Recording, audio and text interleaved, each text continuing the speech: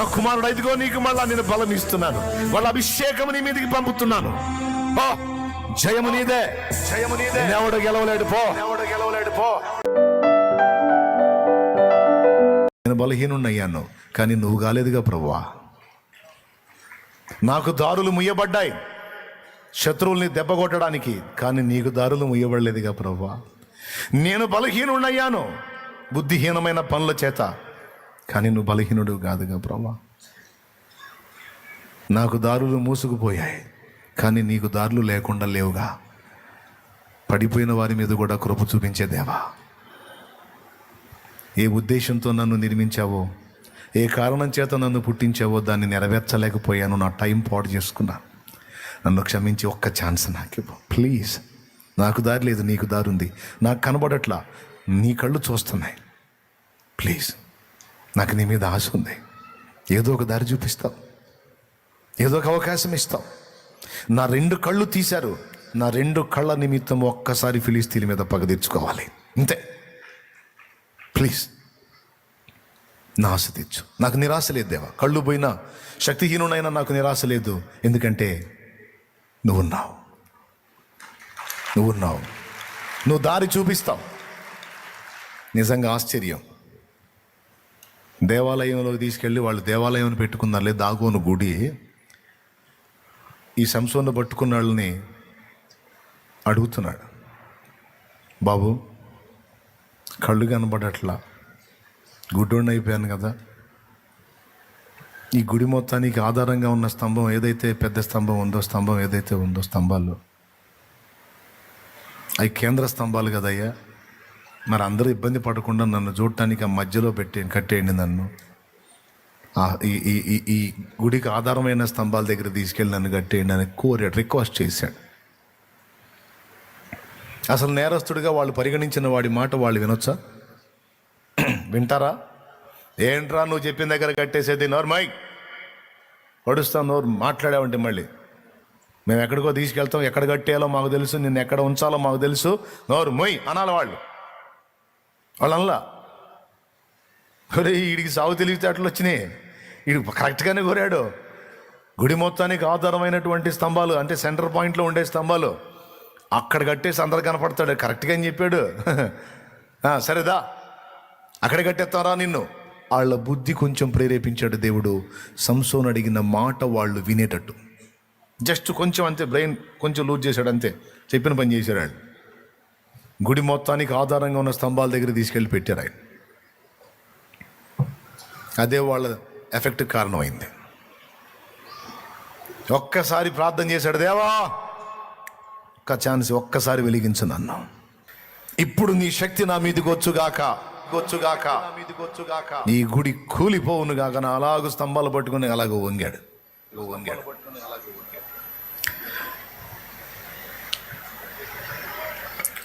కరుణామయుండా వాళ్ళు నవ్వుకుంటున్నారు. దేవుణ్ణి వేడుకున్నాడు, దేవా దేవా దేవా దేవా దేవా దేవా దేవా దేవా. దేవునికి స్తోత్రం, హల్లెలూయా హల్లెలూయా. అక్కడేం మిగల్లాయిగా ధ్వంసం. దేవునికి స్తోత్రం కలుగును గాక. ఏమీ మిగలేదు, ఇక అయిపోయింది మొత్తం, క్లోజ్. బలహీనులకు బలమిచ్చువాడు, గుండె చెదిరిన వారిని బాగు చేయువాడు మన దేవుడు. ఏ మనుషుల్లో ఎవరి దయా దాక్షిణ్యాలను అర్థించను ఆయన కాళ్ళే పట్టుకున్నాడు.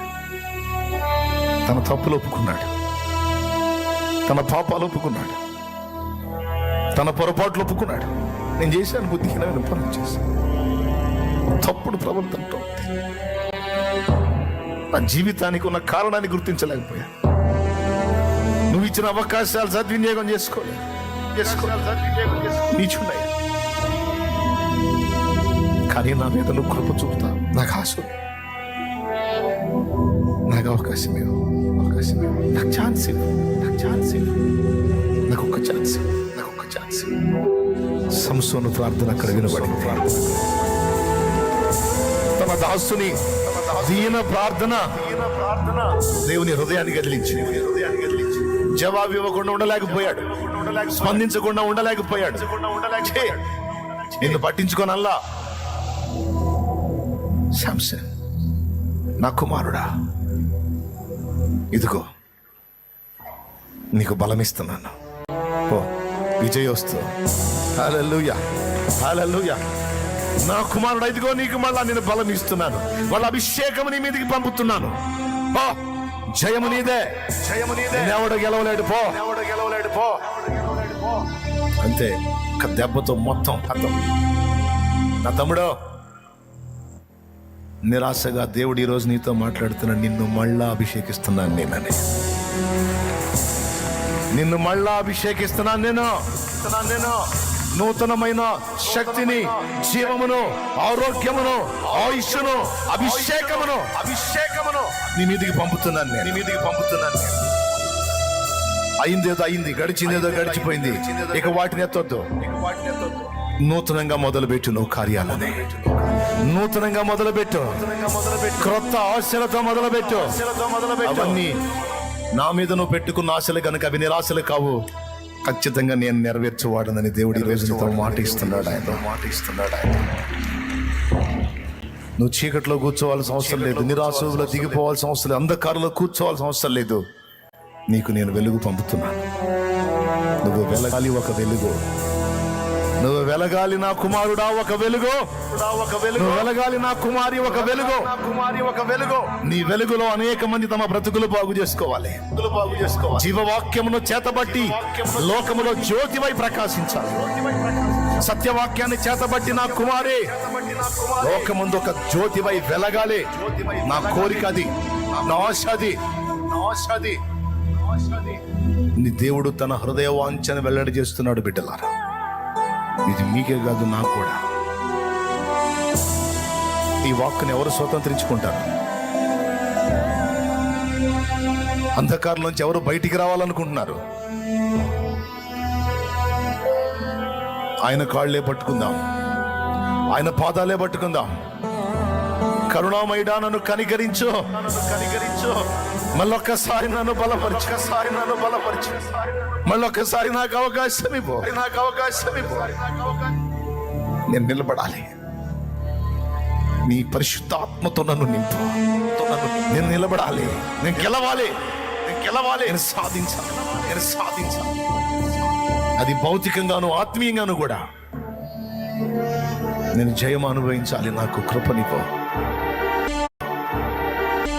ఆయన నీకు రెండంతల శక్తిని నీ మీదకి పంపుతున్నాడు, రెండంతల అభిషేకం నీ మీదకి పంపుతున్నాడు, రెండంతల ఉజ్జీవాన్ని నీలో నింపబోతున్నాడు ఆయన. గడిచిన సంవత్సరాలు ఎలా గడిచినాయో, ఈ సంవత్సరం, ఇక రాబోతున్న సంవత్సరాలు నీకు ఆశీర్వాదకరమైన సంవత్సరాలు. నువ్వు ఒక వెలుగు వెలిగే సంవత్సరాలు, నా దేవుని చేత వెలిగించబడుతున్న సంవత్సరాలు.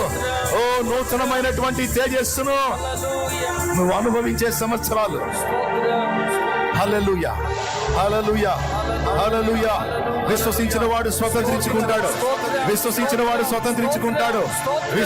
వాడు పొందుతాడు, విశ్వసించిన వాడు అభిషేకించబడతాడు, పరిశుద్ధాత్మ చేత నింపబడతాడు, నూతన శక్తి చేత నింపబడతాడు, నూతన అభిషేకముతో క్రొత్త తైలముతో నింపబడతాడు, ఆత్మ ఫలముతో, ఆత్మ వరములతో నింపబడతాడు. దేవుడు నిన్ను వెలిగిస్తున్నాడు, ఆయన వాగ్దానం చేస్తున్నాడు, ఆయన మాట ఇచ్చున్నాడు.